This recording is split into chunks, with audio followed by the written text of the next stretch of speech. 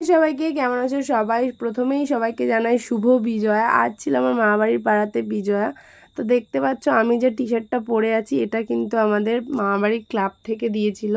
প্রত্যেকবারই এরকম T shirt ওরা বানায়, এক একবার এক একটা কালারের।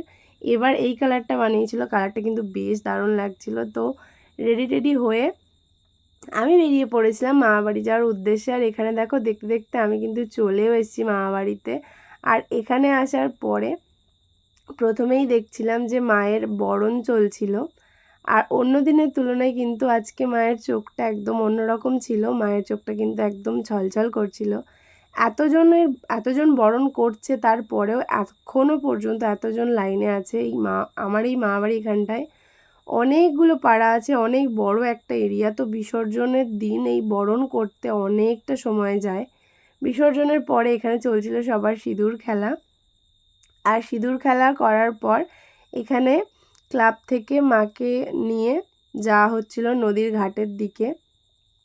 আর সবাই এখানে দেখো এই টি শার্টগুলো পরেছিল, সেটা কিন্তু দেখতে ভীষণ ভালো লাগছিল। আর এদিক থেকে মাকে নিয়ে যাওয়া হচ্ছিল, আর এই শর্টকাট দিয়ে আমরা তিনজন যাচ্ছিলাম যে এই মোড়টায় গিয়ে আমরা মায়ের জন্য অপেক্ষা করব। তারপর মা আসার পর আমরা সবাই একসাথে নদীর ঘাটে যাই। প্রত্যেক বছরই এটা করি, এবছরও সেটার অন্যথা হয়নি। আর আমাদের ক্লাব থেকে কিন্তু নদীর ঘাট পর্যন্ত ক্লাবের সব ছেলেরা কাঁধে করে মাকে এই নদীর ঘাট পর্যন্ত নিয়ে আসে। প্রত্যেক বছর এভাবেই নিয়ে আসে। আর আমাদের ক্লাবের দুর্গা প্রতিমা, আমাদের মা কিন্তু এভাবেই ইছামতির ঘাটে আসতে পছন্দ করে।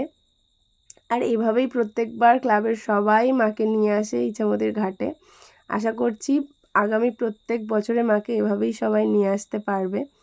তো দেখো এখানে আমরা নদীর ঘাটে চলেও এসেছি। আর এখানে আমাদের বক্স সাউন্ড সিস্টেম সব কিন্তু রেডি। ফার্স্টেই তোমাদের সাথে শেয়ার করে দিই, দেখো নদীর ঘাটের ভিউটা কেমন ছিল। মানুষ একদম মানে পুরো দূর থেকে ভিডিও করছে, তাই দেখো মানুষ একদম গিজগিজ করছে। যেহেতু এবার দুদিন বিজয়া ছিল, তাই প্রত্যেক বছরের তুলনায় এবার ভিড়টা একটু হলেও কম ছিল। যেহেতু কালকে একবার দশমী হয়ে গেছে এই ঘাটে, সেই জন্য আজকে একটু কম ছিল। তো সবই তো হলো, চলো এবার টিম মেম্বারদের সাথে একটু আলাপ করা যাক। এই যে যিনি গোলা খাচ্ছে এ ছিল সুদীপের ভাই। আর এনাকে সারাদিন ধরে খেতে দিলেও এনার কোনো ব্যাপার না, খেয়েই যাবে। আর দেখো এখানে আমাদের প্রণব দা হাগুরের মতো বুড়ির চুল খাচ্ছিল, তার সাথে সাগরও দেখো হ্যাংলার মতো আঙুল চাটছে। আর এখানে ছিল ইন্দ্রদা, দেখো উনি মুখ দেখাবে না। আর বুড়ির চুল খেয়েও সাগরের শখ মেটেনি। তারপরে ওর গোলা খাওয়া দেখে ওর লোভ লাগছিল, সেই জন্য চলে গেছিলো গোলা টেস্ট করতে। কিন্তু গোলার টেস্টটা হয়তো ওর পছন্দ হয়নি, সেই জন্য ও আর খায়নি। তারপরে আমি চলে এসেছিলাম ওদেরকে সিঁদুর মাখাতে। যেহেতু আজকে বিজয়া বলে কথা, সবাইকে তো সিঁদুর মাখাতেই হবে। তো সবার ফার্স্টে বাবুকে সিঁদুর মাখিয়েছিলাম, আর বাবু আমাকে সিঁদুর মাখিয়ে দিয়েছিল। আমার গালে যে সিঁদুরগুলো ছিল সেগুলো তো ঘেমে গলে জল হয়ে গেছিলো। আর দেখো সিঁদুর মাখার সময় এরা কত ভদ্রভাবে দাঁড়িয়ে আছে, দেখে মনে হচ্ছে এদের থেকে ভালো ছেলে হয়তো পৃথিবীতে আর নেই। কিন্তু আসলে কি তাই? মনে তো হয় না। আর সব থেকে হাসি পাচ্ছিল বুড়োদাকে সিঁদুর মাখানোর সময়, কারণ বুড়োদা আমার থেকে অনেকটা লম্বা, তো আমাকে হাতটা অনেকটা উঁচু করতে হচ্ছিল সিঁদুর মাখানোর জন্য। এখানে ওদের ইয়ার্কি আড্ডা চলছিল। এই ইয়ার্কি আড্ডাটা ওদের তো কম্পালসারি, ওটা তো চলতেই থাকবে। ওটা ওরা থাকবে, ইয়ার্কি আড্ডা হবে না, এটা তো হতেই পারে না। তো তারপরে সবাইকে সিঁদুর মাখানোর পর এখানে আমি চলে এসেছিলাম আমার টিম মেম্বারদের কাছে নাচানাচি করতে।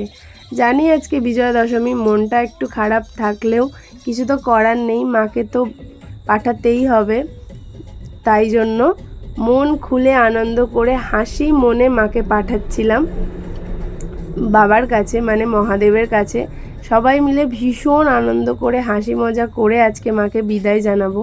আর এই যে দিদাটা নাচছিল, এটা আমার একটা দিদা হয় সম্পর্কে। দিদাও কিন্তু ভীষণ মজা করেছে।